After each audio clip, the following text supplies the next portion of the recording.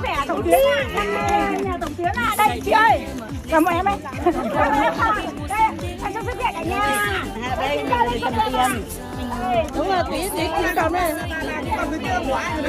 Đây đỏ cả năm rồi.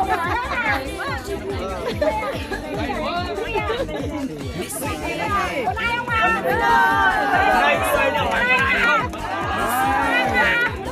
cái màu hồng rồi.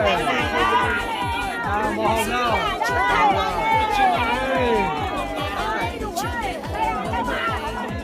Bao giờ xong rồi đây thì cả nhà mình ra lên ạ. Cà phê nào? Ra lấy nước luôn đi, lấy nước vào đây.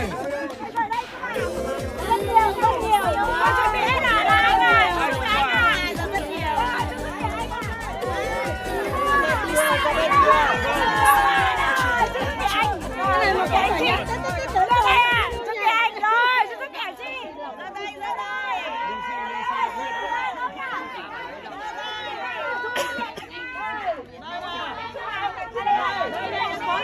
Mày cắt này luôn.